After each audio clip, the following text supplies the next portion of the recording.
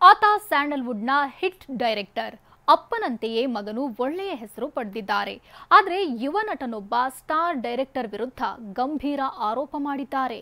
Victory, ಅಧ್ಯಕ್ಷ, ಮುಕುಂದ ಮುರಾರಿ, ಪೊಗರು ಹೀಗೆ ಸಾಲು ಸಾಲು ಹಿಟ್ ಸಿನಿಮಾಗಳನ್ನ ಕೊಟ್ಟ ಡೈರೆಕ್ಟರ್ ನಂದಕಿಶೋರ್ ದಿವಂಗತ ನಟ ಸುಧೀರ್ರ ಪುತ್ರ.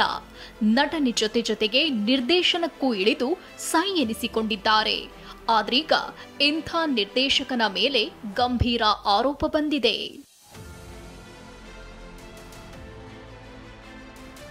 ಚಾನ್ಸ್ ಕೊಡಿಸೋದಾಗಿ ನಿರ್ದೇಶಕ ನಂದಕಿಶೋರ್ ವಂಚನೆ. ವಿಕ್ಟ್ರಿ ಡೈರೆಕ್ಟರ್ ವಿರುದ್ಧ ನಟ ಶಬರಿ ಶೆಟ್ಟಿ ಆರೋಪ.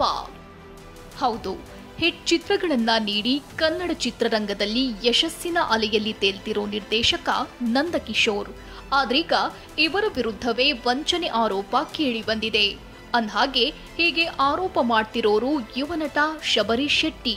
ರಾಮದೂತ ಸಿನಿಮಾದ ನಾಯಕ ನಟ ಮತ್ತು ಕಿಚ್ಚ ಸುದೀಪ್ ಅಭಿಮಾನಿ. 2016ರಲ್ಲಿ ನಂದಕಿಶೋರ್ಗೆ 22 ಲಕ್ಷ ಹಣ ಕೊಟ್ಟಿದ್ರಂತೆ. ಚಿನ್ನ ಅಡವಿಟ್ಟು ದುಡ್ಡು ಕೊಟ್ಟಿದ್ದೆ, ಸಿನಿಮಾದಲ್ಲಿ ಅವಕಾಶ ಕೊಡೋದಾಗಿ ಹೇಳಿ ಮೋಸ ಮಾಡಿದ್ದಾರೆ.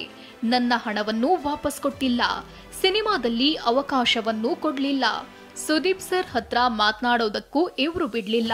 ಹಣ ಕೇಳಿದ್ರೆ ಧಮಕಿ ಹಾಕ್ತಾರೆ ಅಂತ ಆರೋಪಿಸಿದ್ದಾರೆ. ಅವ್ರ ಉದ್ದೇಶ ಕೊಡಬಾರ್ದು ಅಂತ ಬಾಯಿ ಬಿಟ್ಟರೆ ಸುಳ್ಳು ಹೇಳೋ ವ್ಯಕ್ತಿ. ನನಗೆ ಮೋಸ ಮಾಡಬೇಕನ್ನೋ ಉದ್ದೇಶನೇ ಇಟ್ಕೊಂಡು ಮಾಡಿದವರು. 22 ಲಕ್ಷವರೆಗೂ ಆಗಿದೆ. ನನಗೀಗ ಗೋಲ್ಡ್ ಈಗ 250 ಗ್ರಾಮ್ ಗೋಲ್ಡು ತಗೋಬೇಕು ಅಂದರೆ 25 ಲಕ್ಷ ಬೇಕು. ದಯವಿಟ್ಟು ನಾನು ಅಮೌಂಟ್ ಕೊಟ್ಟರೆ ನಾನು ಸಿನಿಮಾ ರಿಲೀಸ್ ಮಾಡ್ಕೊತೀನಿ, ಇಲ್ಲಿಗೆ ಎಂಡ್ ಮಾಡ್ತೀನಿ. ನೀವು ಆದರೂ ಕೊಡಲ್ಲ ಅಂತಂದರೆ ನಾನು ಮುಂದೆ ನನ್ನ ಕೆಲಸ ಏನು ಮಾಡಬೇಕು ನಾನು ಮಾಡೇ ಮಾಡ್ತೀನಿ. ಶಬರಿ ಶೆಟ್ಟಿಗೇನೋ ತೊಂದರೆ ಮಾಡಲ್ಲ ಅಂತ ಅವ್ರು ಏನೋ ರೇಟಿಂಗ್ ಕೊಟ್ಟರೆ ಎಂಡ್ ಮಾಡ್ತೀನಿ. ನಾನು ಅಮೌಂಟ್ ರಿಟರ್ನ್ ಮಾಡೋದು ನಾನು ಸುಮ್ಮನೆ ಆಗ್ಬಿಡ್ತೀನಿ. ಇಲ್ಲಾಂದರೆ ನಾನು ಎಲ್ಲರಿಗೂ ಚೇಂಬರ್ ಕಂಪ್ಲೇಂಟ್ ಮಾಡ್ತೀನಿ. ಹಣ ಇಸ್ಕೊಂಡಿದ್ದು ನಿಜ ಎಂದ ನಂದಕಿಶೋರ್. ಇನ್ನು ಶಬರಿ ಶೆಟ್ಟಿ ಬಳಿ ನಾನು ಹಣ ಇಸ್ಕೊಂಡಿದ್ದು ನಿಜ ಅಂತ ನಿರ್ದೇಶಕ ನಂದಕಿಶೋರ್ ಹೇಳಿದ್ದಾರೆ. ಟಿವಿ9 ಜೊತೆ ಮಾತನಾಡಿದ ಅವರು, ಇದರಲ್ಲಿ ಸುದೀಪ್ ಸರ್ಗೆ ಸಂಬಂಧಿಸಿದ್ದು ಏನೂ ಇಲ್ಲ ಅಂದ್ರು. ಇನ್ನು ಸ್ವಲ್ಪ ದಿನ ಕಾಯಿ, ದುಡ್ಡಿನ ಜೊತೆ ನಿನ್ನನ್ನ ಬೆಂಗಳೂರಿಗೆ ಕರೆಸಿಕೊಳ್ತೀನಿ ಅಂತ ನಂದಕಿಶೋರ್ ಹೇಳಿದ್ದಾರೆ. ಅಪ್ಪಾಜಿ, ನಾನು ಬೆಂಗಳೂರಿಗೆ ಬರ್ತೀನಿ. ನಾನು ಹೇಳ್ತಾ ಇದ್ದೀನಲ್ವಾ, ನಾನು ಕೆಲಸ ಮುಗಿಸ್ಕೊಂಡು ಬೆಂಗಳೂರಿಗೆ ಬಂದು ನಿನಗೆ ಕರೆದಿಲ್ಲ ಅಂದರೆ ನನ್ನ ತಾಯಿ ಮೇಲೆ ಆಣೆ, ಇನ್ನೊಂದು ಸ್ವಲ್ಪ ದಿವಸ ತಡಿ.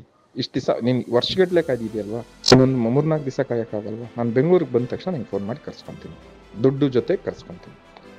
ಇನ್ನು ಹಣ ಕೊಡದಿದ್ರೆ ಕಾನೂನು ಹೋರಾಟ ಮಾಡುವುದಾಗಿ ಶಬರಿ ಶೆಟ್ಟಿ ಹೇಳ್ತಿದ್ದಾರೆ. ಇದು ಮಾತುಕತೆ ಮೂಲಕ ಅಂತ್ಯವಾಗುತ್ತಾ ಅಥವಾ ಮತ್ತಷ್ಟು ಜಿದ್ದಿಗೆ ಕಾರಣವಾಗುತ್ತಾ ನೋಡ್ಬೇಕಿದೆ. ಕೋಲಾರದಿಂದ ರಾಜೇಂದ್ರ ಸಿಂಹ ಜೊತೆ ಮಾಲ್ತೇಶ್ ಜಗ್ಗಿನ್, ಟಿವಿ9 ಬೆಂಗಳೂರು.